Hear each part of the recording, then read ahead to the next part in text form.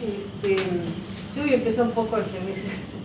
Yo digo que realmente Ragones fue un sujeto histórico en un proceso que va más allá de la política del partido o incluso de un país, porque estaba inmerso dentro de un proceso que a lo mejor él mismo no tenía conciencia ni los propios protagonistas, que el proceso era mucho más amplio, porque estaba dentro de un contexto de lucha de procesos de movimientos de liberación nacional en toda América Latina. Entonces, el conflicto de cuál era la situación de Ragones, como también la situación de Cámpora, yo todavía me lo pregunto como militante, te digo sinceramente. O sea, primero voy a aclarar que realmente el Partido Justicialista lo reivindicó a Ragones recién en estas últimas épocas. Es más, el Partido Justicialista nunca lo reivindicó a Ragones como parte del Partido Justicialista. Eran sectores del peronismo que habían sido la vieja lista verde, y lo cual estaban mujeres, sobre todo de la Chuli Ragones, la mamá de Clotilde, la mujer de Ragones, y todo ese grupo de mujeres, Elisa López, todo lo que fue la vieja lista verde, que formaron un grupo de mujeres que era el homenaje permanente a Ragones, más organizaciones de derechos humanos, familiares y desaparecidos, que reivindican a Ragones y donde el Partido Justicialista ni aparecía como tal. O sea, eran sectores del peronismo y sectores de distintos grupos sociales que empezaron a reivindicar la figura de Ragones como una figura que trascendía la situación del Partido Justicialista o del peronismo en el proceso histórico que significó las luchas de liberación nacional en América Latina. Y Argentina inmerso dentro de ese proceso. En ese contexto también ocurre todo lo que ocurre en la Universidad de Salta, toda la gente que viene en el 73 a la universidad, que venía ya porque acá hay ese vacío histórico, porque se está viendo incluso en los juicios que no hay testimonios concretos, entre el 72 y el 76, o sea, entre qué pasa entre un golpe de Estado de la NUCE y qué pasa hasta el golpe de Estado del 76, ese es el proceso más poco claro de los protagonismos y que nunca, y se soslayan cuando se hace cualquier tipo de relato sobre lo que pasó, se toma o el 76 o el 73 cuando asume el gobierno de Cámpora, pero no se toma qué es lo que pasa en el 72, que es el gobierno de Onganía que se da en el 66, que es donde se empieza a construir en Argentina todos los movimientos de liberación nacional, con que culmina y es uno de los elementos más importantes, digamos, como proceso popular, que fue el cordobazo, que después se fue dando en distintos lugares del país. Entonces, Ragones inmerso es en su propio, como protagonista de su propio grupo social en Salta, pero Salta era un elemento más de todo un proceso argentino en Argentina, en donde yo, en lo personal, llego a Salta en el 72. Es cuando realmente se produce ese crecimiento, pero siempre quedó ese vacío de información entre qué es lo que pasa entre el fusilamiento de Trelew, los presos de Trelew, en el 72, y la NUCE que decide con quiénes, cómo y de qué manera el regreso peronista. ¿Y qué? ¿Por qué? Y si no vemos cómo se construye ese movimiento de liberación nacional con distintas expresiones e incluso llega a ser en el año, acá tengo anotado un poco, se reía un poco Dani de mis anotaciones tan poco sistemáticas, ¿no? de memoria, cuando se reúnen en Cuba todos los movimientos guerrilleros, se dice que se va a empezar en América Latina todos los grupos sociales y a donde surge todo lo que eran los movimientos de Argentina, pero también hubo los otros movimientos en Brasil, los Tupamaros en el Uruguay, los grupos del MIR en el Chile, etcétera, etcétera, que se hace el famoso frente o convocatoria de debate que se llamó OLAS, Organizaciones Latinoamericanas para un proceso revolucionario en América Latina. y que realmente ahí empieza, porque acá tengo toda una serie de situaciones que vive esa generación de los 60 más que de los 70, que son los que van a ir a construir ese proceso de liberación nacional que en el 73, con la vuelta de Perón, de alguna manera se produce una diáspora y se frustra ese proceso. ¿Quién lo frustra y por qué? Por eso cuando uno ve los relatos, hay un relato medio vacío, ¿no es cierto?, entre lo que pasa en el 72 del anuncio a la vuelta de Perón y Ezeiza en el 73, y el gobierno de Cámpora. ¿Qué fue Cámpora? A mí todavía me queda la duda. Cámpora fue una víctima del proceso, fue un traidor a lo que decía que se iba a hacer. ¿Qué es lo que fue? Entonces esto trasciende lo que fue el Partido Justicialista o el peronismo. Por eso es tan difícil de la construcción actual de decir cómo salimos de estas coyunturas para formar el frente realmente de cambio profundo, digamos, y que no sean movimientos alternativos que desde el Estado, ¿no es cierto?, como ha sido el kirchnerismo o algunas que otras situaciones, que tratan de alguna manera hacer un relato para modificar situaciones, pero que no llegan al fondo de la cuestión, ¿no? Entonces, volviendo un poco a esa situación, a esa etapa de Ragone, yo creo que Ragone como Cámpora, ¿no es cierto?, son protagonistas de una situación que los trasciende. Y esa situación que los trasciende estaba conformada por todo el proceso de conformación de los distintos grupos que se van haciendo en todos los distintos lugares del país, a donde Salta ya había sido un eje importante de todo el salud. Porque yo le quería citar una frase, ¿no?, cuando hablamos de violencia, porque Fernando muchas veces habla de la violencia política, etc., y bueno, yo le quería citar esto porque es muy importante para ubicar la época esta de los 60, lo que dice Camilo Torres: la violencia de los oprimidos no es violencia, sino justicia. Cuando la violencia,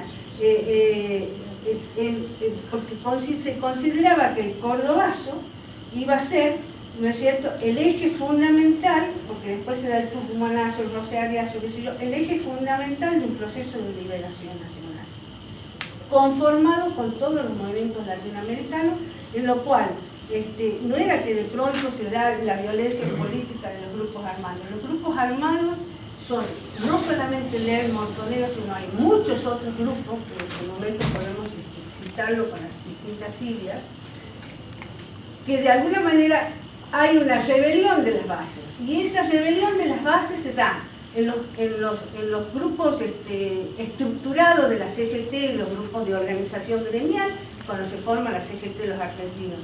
Esa rebelión de las bases se da en la iglesia, ¿no es cierto?, cuando hablamos de los curas del tercer mundo, que se da en Argentina, pero que trasciende porque el movimiento del Concilio II a nivel latinoamericano y mundial, que empiezan a hablar de movimiento de liberación nacional desde la iglesia. Entonces, esas estructuras empiezan a cuestionar estructuras del capitalismo, y fundamentalmente en el peronismo también empiezan las generaciones a hablar del peronismo de base, del peronismo, el peronismo que trascendía un poco incluso la propia figura del Perón. E incluso trascendía las estructuras orgánicas del peronismo, del PJ. Porque cuando se hace la gran alianza para hacer esa manifestación que fue tan importante, porque puso en evidencia todo este caldo de cultivo, que fue el cordobazo, es la alianza de sectores del peronismo, como Obregón Cano y Atilio López de la UOM, con sectores de Luz y Fuerza, como fue Agustín Tosco. Pero de ese contexto se estaba viviendo en todo el país. ¿Y qué es lo que pasa con todo eso? Cuando se da el 73, la vuelta de Perón, ya se ve que todas esas estructuras que se iban pensando o militando desde distintos lugares, porque se habían formado organizaciones campesinas, organizaciones obreras, fue la de las estructuras orgánicas de los estados, porque ustedes piensen que estábamos bajo gobierno militar. Era el Onganiato es precisamente la rebelión de Córdoba por los estudiantes de Córdoba, de Rosario, por los comedores estudiantiles, etcétera, etcétera. Empezó con el boleto de ómnibus cuando fue la noche de los lápices, pero empezó como rebelión en los comedores, empezó como rebelión en el año 66, ya lo matan a Pampillón, que era obrero y estudiante. Entonces empieza esa unión que fue una conformación bastante imposible de pensar que las asambleas estudiantiles iba a haber representantes obreros del ESMATA, de la UOM, etcétera, etcétera, o a la inversa. Entonces, esa situación, yo hablo más que sistemático, por eso me voy a decir que a veces soy un poco disperso o salto de una cosa a otra. Yo estuve en el Corobazo, yo estuve en los techos de lo que era el barrio Güemes y Observatorio, como estudiante. Entonces, nosotros teníamos un rol, no éramos militantes del Estado, estábamos en el Estado militar. Nosotros militábamos en la calle y nos manteníamos nuestra propia militancia, y cuando más, como estudiantes, nos ayudaban sectores de gremios fuertes como Luz y Fuerza, para hacer volantes, para militar, para hacer barcos relámpagos, etc. Y teníamos un rol que desempeñar dentro de ese proceso social que se estaba dando. Pero en realidad ese proceso no era solamente Argentina. Estaban todos los procesos revolucionarios, estábamos en América Central, toda la lucha que se estaba dando, las luchas que se estaban dando en Chile, las luchas que se estaban dando en toda América Latina, incluso en los años 60 y pico estaba el Che en Bolivia. Pero además trascendía incluso lo latinoamericano, porque cómo venía toda esa visión del Mayo francés en el 68, todo lo que fueron las Panteras Negras en Estados Unidos como rebeliones sociales, toda esa es la información que nosotros como generación recibíamos de todos los ámbitos. Lo que era la lucha, la guerra de Vietnam, a donde por primera vez el capitalismo y el imperio perdió contra un pueblo en rebelión. Esa era la situación, era el momento clave, preciso, de un proceso de liberación para América Latina que por primera vez se estaba dando con focos de distintas características. Nada más que había siempre la discusión metodológica, si iba a ser lucha armada, si iba a ser urbana, si iba a ser rural, si iba a ser esto.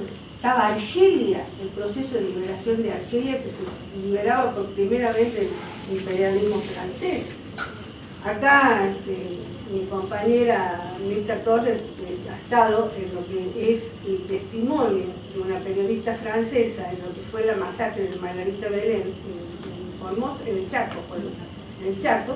Esta periodista dice el rol que tuvieron las Fuerzas Armadas en lo que fue el proceso de liberación de la guerra de Argel, las Fuerzas Armadas francesas, cómo detectaban la guerrilla y los métodos de tortura, y cómo ellos vinieron a adiestrar a los militares argentinos para usar las mismas metodologías.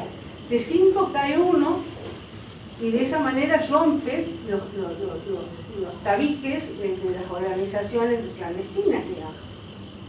Bueno, entonces yo creo que Ragone, como tanta otra gente, fue un sujeto de la historia, metido, inmerso en su propia historia, con sus características locales, pero además en un contexto mucho más amplio, porque la gente que venía a la universidad venían del primer exilio, venían de Brasil. Antropología, que es la carrera un poco que yo estudio, se veía claramente eso. Gente que venía de Chile, gente que venía de Brasil, gente que venía de otras provincias, etcétera, a plantear esta cosa, la antropología de cómo la cosa social, la discusión crítica de cómo estaban las estructuras sociales en una ciudad conservadora, como era Salta. Entonces, ese caldo de cultivo latinoamericano, mundial, de procesos de liberación nacional, porque no confundamos la violencia de las peleas políticas, etcétera, con un sentido mucho más profundo, a donde la militancia, que después muchos pasaron muchos años preso por eso, era discutir un poco cómo íbamos a llegar a realmente a cambiar dentro de un panorama mundial lo que era el capitalismo. Y se hablaba de socialismo. Y se hablaba de socialismo desde la iglesia, desde los sectores obreros, de los sectores estudiantiles, del socialismo. Cambiemos para el socialismo. ¿Qué pasó? Yo siempre tengo la idea, y cada vez que pasa el tiempo y leo cosas, me parece que en realidad Perón vuelve para frustrar ese proceso. Perón vuelve para frustrar ese proceso de acuerdo con sectores militares, porque Perón respondía también, tenía la idea de que habría grupos militares nacionalistas, como también lo tuvieron el kirchnerismo, de que había militares que podían ser revolucionarios, como Milani, por ejemplo, que podía cambiar las estructuras.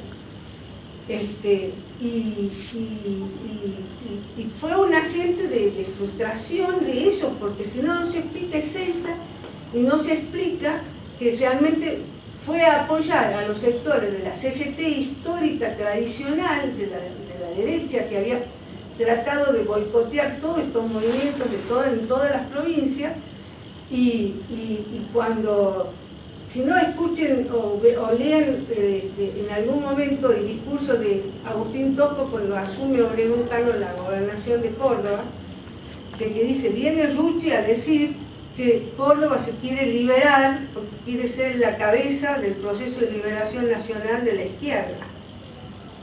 Y ese apoyo que Perón da a ese proceso del verticalismo, pues si no, en los palcos de lo que ocurrió en Ezeiza estaban los agentes precisamente de esa derecha que mató tanta gente, que nunca sabremos cuántos, ¿no?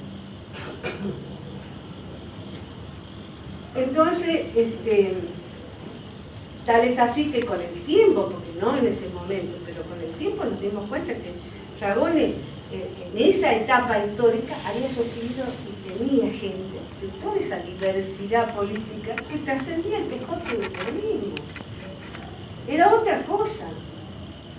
Si él llegaba tenía todo lo que era la lucha para la reivindicación de los pueblos indígenas, campesinos, modificación del código de agua, modificación de todo lo que era la tierra o la tenencia de la tierra, estaba tocando cosas pesadas en Salta. No le dieron tiempo,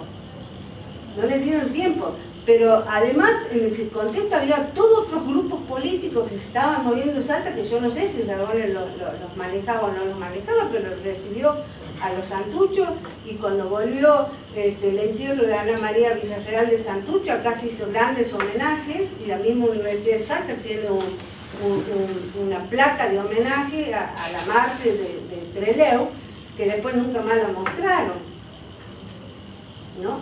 Bueno, lo que quiero decir es...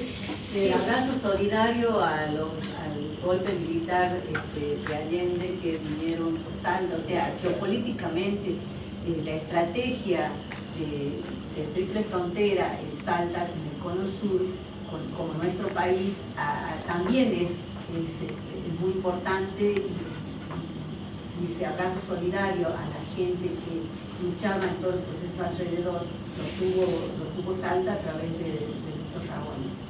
Claro. Una cualidad humana. Claro. Entonces, ¿qué pasaba? Por eso Ragone era subversivo como otros gobernadores, ¿no es cierto? Y como otros que matan también, ¿no es cierto? Bueno, como me están un poco apurando, la verdad que esto es esa etapa permanentemente en la historia actual, incluso en el análisis político, qué pasa con el peronismo, qué pasa con la política actual, qué pasa con la violencia, el PJ, la lucha por el poder, etc. Todo viene de acá. Incluso en los juicios de lesa humanidad se han visto las contradicciones que hay respecto a esto.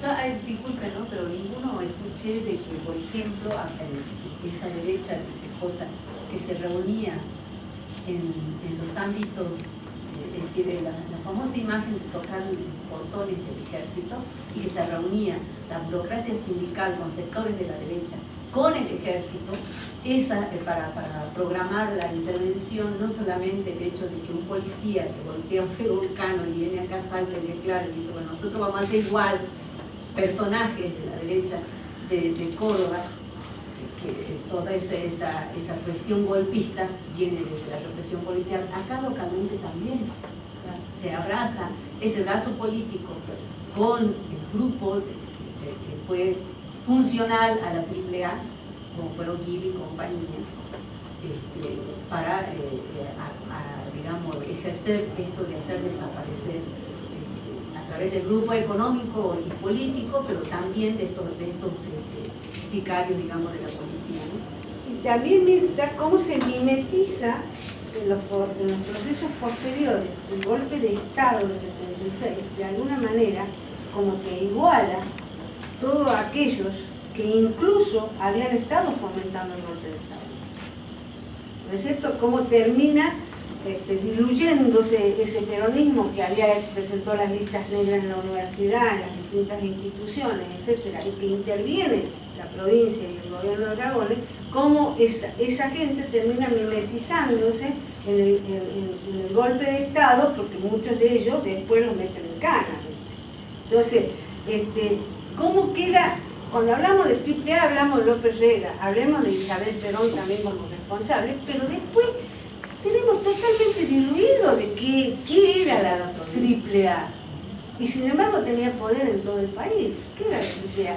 Era la encargada de las limpiezas políticas que después las concluyeron los militares. Que incluso lo hicieron como mandato de los militares cuando Isabel Perón después, porque además recuerden que estábamos en estado de sitio. Nosotros del 74, 75 estábamos en estado de sitio, en pleno gobierno de Isabel Perón. Teníamos el operativo de Independencia, que Salta era parte de lo que era el operativo de Independencia, o sea, estaba militarizada Salta. Eso lo vimos en las causas de lesa humanidad. Perdón, yo quiero agregar, ¿no?, que además me parece que falta hablar mucho de las vinculaciones de esa AAA en el peronismo setentista de Salta. El juicio de lesa humanidad sobre Ragón y todos los otros juicios además dan puntas, pero quedan ahí. Nunca se sabe del todo. Nunca se sabe del todo, porque me parece que es algo que el peronismo no quiere mirar como proceso interno de esas luchas, ¿no? A nivel de Salta, pero a nivel nacional. Pero ¿qué pasa en la actualidad? Un gobierno como el de Macri, que es un neoliberalismo descarnado y no lo miente, porque lo dijo desde el primer día. El primer día fue al Mercosur y dijo, mi alianza es con el Pacífico, con Colombia, con Perú, en este contexto, la vuelta al Fondo Monetario. O sea, es un neoliberalismo descarnado, entonces ahora pone a flote